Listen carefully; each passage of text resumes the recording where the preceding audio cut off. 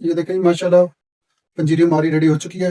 तो आपने ज़रूर बनानी है और कमेंट में हमें बताना है कि ये हमारी रेसिपी आपको कैसी लगी है। तो ज़्यादातर लोग ऑनलाइन मंगवाते हैं, तो ऑनलाइन चीज़ें तो आ जाती हैं, लेकिन इस तरह सफाई से इस तरह की चीज़ ओरिजिनल ये कोई कोई बनाता है। तो मैंने इसलिए चाहा कि आप लोगों के साथ भी ये रेसिपी शेयर करूँ।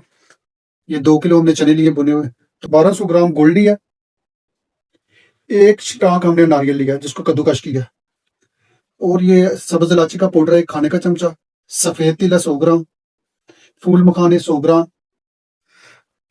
250 ग्राम हमने पिस्ता लिया, काजू 250 ग्राम, 250 ग्राम बादाम गिरी, 100 ग्राम हमने 4 बूंदे लिए। ये आधा केजी घी है, आधा किलो सूजी है, और ये एक पानी का मग है जो चास के लिए इस्तेमाल करेंगे। याद रखो कि कौम आद ने अपने रब के साथ कुफ्र का मामला किया था। याद रखो कि बर्बादी आद ही की हुई जो हूद की कौम थी, और कौम समूद के पास हमने उनके भाई स्वालेह को पैगंबर बनाकर भेजा। उन्होंने कहा, ऐ मेरी कौम, अल्लाह की इबादत करो, उसके सिवा तुम्हारा कोई माबूद नहीं है।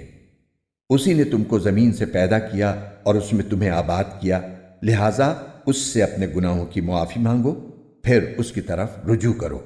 यकीन रखो कि मेरा रब तुमसे करीब भी है, दुआएं कबूल करने वाला भी। वो कहने लगे, ऐ स्वाले, इससे पहले तो तुम हमारे दरमियान इस तरह रहे हो कि तुमसे बड़ी उम्मीदें वाबस्ता थीं। जिन बुतों की इबादत हमारे बाप दादा करते आए हैं, क्या तुम हमें उनकी इबादत करने से मना करते हो?